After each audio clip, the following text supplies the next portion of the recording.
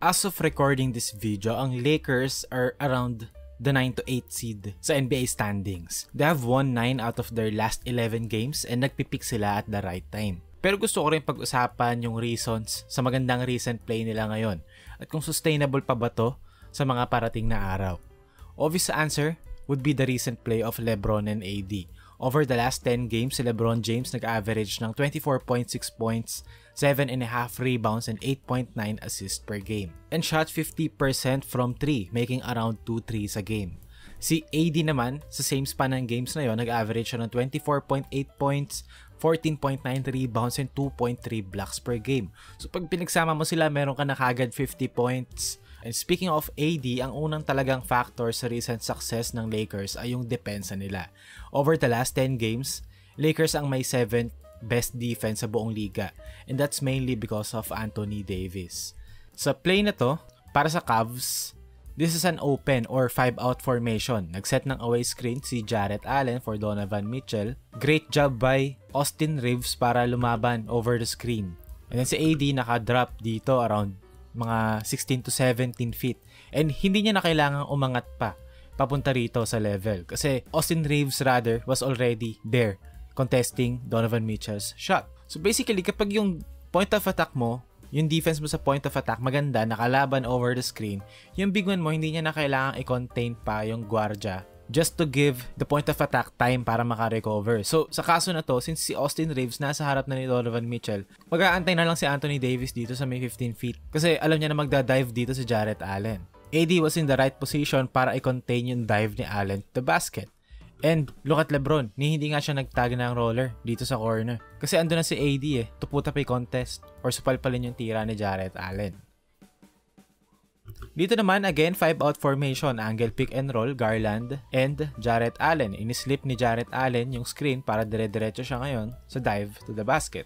So si AD ngayon, since si D'Lo, alam na naman, not the best defenders, especially on the ball, hindi ganun kaganda yung paglaban niya sa screen. So this time, si AD, instead na nandito siya nakadrop sa 15 feet or 16 feet, medyo umangat si AD para i-contain si Garland. Kasi si Garland, threat din niya with the dribble, kayang shoot off the dribble. So this time, AD had to show. So basically, kung pe-play natin, there's 2 on the ball ngayon. D'Lo and Anthony Davis. And now, ang depensa ngayon dyan, if you have 2 on the ball, si Rui Hachimura ngayon magtatag kay Jarrett Allen sa roller. And si AD, kung makikita natin, AD was out of position. So pagkatag ni Rui Hachimura ng roller, na-realize ni AD na wala siya sa posisyon. He knew that. So instead of opening his hips, umikot siya. And inantay niya si Jarrett Allen. So now, meron dalawang Lakers na nakaabang kay Jarrett Allen to the basket. And hindi na na-kick out ni Jarrett Allen kay Max Strus sa corner kasi wala rin namang passing lane dahil nasarahan na ni Rui Hachimura. Dito ulit, say 5-out set, away screen for Strus na nag-flow into a snap. Nawala sa posisyon si Taurean Prince kasi he was trying to fight over Jarrett Allen. And even AD was slightly out of position kung makikita natin dito. Pagkapasa, si AD, medyo wala sa posisyon. Expected mga around dito and LeBron will tag the roller, Jarrett Allen. Pero kung makikita natin dito, pag dribble penetration ni Darius Garland, na recognize kagad yun ni Austin Reeves. So, nag-feel kagad siya, nag-help, which left Max Strus open sa corner. Pero ang ganda ng rotations ng Lakers dito sa play nito. Kung makikita natin, pagka-kick out ni Garland kay Max Strus, nag-rotate si Dinwiddie, nag-rotate si Reeves, papunta kay Caris LeVert, dumrive si Max Strus. Kung makikita natin si Taurean Prince, immediately kinover yung corner and AD was right to put up a contest. And again, good defensive possession para sa Lakers. Pangalawang factor sa magandang laro ng Lakers recently ay yung 3-point shooting nila. Sa last 10 games ng Lakers, may 5 players sila who shot at least 40% from 3. Okay, si D'Lo almost 40. Pero that's essentially the same kapag ni-round off mo yung number. As we can see here sa play na to, it's an empty side pick and roll with Reeves and AD. Nag-ice si Garland dito to deny Reeves of going through Anthony Davis' screen. And para mapersa siya to the baseline kay Jarrett Allen, a great defender. And nag-show si Allen para ma-disrupt yung dribble ni Reeves right to the basket. Kung makikita natin dito. Tapos si Mobley, nag-switch papunta kay AD. And ang mangyayari dito, after ng switch ni Allen kay Reeves, switch ni Mobley kay AD, si Darius Garland mag-e-X out yan papunta kay LeBron kasi si Max Strus ang may cover kay Rui Hachimura. Kung makikita natin sa play na to, immediately dapat triple switch yan. Kasi covered na yung Rui, covered na si AD, covered na si Reeves. So Garland, mag-e-X out yan papunta kay LeBron. Pero nakita kaagad ni AD na open si LeBron, di kaagad nakapag-close out si Garland, wide open 3 points para kay LeBron.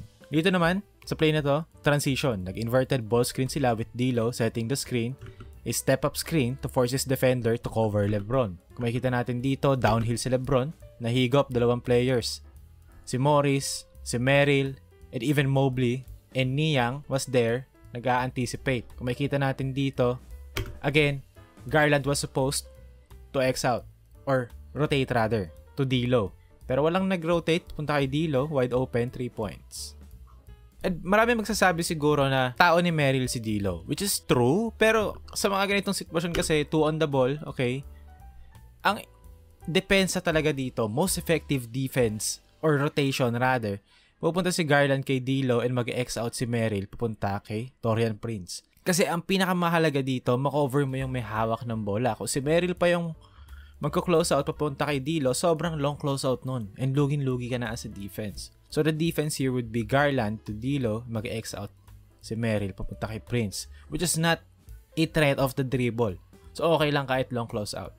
And another big factor sa success ng Lakers recently ay yung laro ni Rui Hachimura. Over the same sample span na last 10 games, Rui averaged 17.5 points and 6.8 rebounds. He also shot well from deep, 48.8% on 4.1 attempts per game. Also, having Rui kasi, essentially, pag siya yung 4, it allows the Lakers to play their most effective lineup. As we can see here, yung nasa pinakataas, yan yung pinaka-effective na lineup nila all season long. Now, for Rui, iba kasi yung may scorer ka sa wing, especially sa 4 position. As we can see here, D'Lo nag-set ng screen para ispa-switch si Anthony Edwards kay Spencer Dinwiddie. And now, after nun, sinunda naman ng screen galing kay Rui Hachimura para malipat naman si Naz Reid kay Dinwiddie. So, mismatch na yan. And Rui, merong Ant, a smaller defender. So, i-play natin, tingnan natin kung anong mangyayari. So, mag-isolate si Dinwiddie. Against Naz Reid, meron siya advantage. In terms of foot speed, kayang mag-dribble drive dito ni Dinwiddie para maiwan si Naz Reid. Pero, kung makikita natin si Ant, nag-ball watch. Hindi nakatingin kay Rui. And magsiset si Jackson Hayes ng exit screen para kay Rui Hachimura palabas ng corner. You can see here, even Gobert, hindi niya na-anticipate yung exit screen for Rui sa corner 3.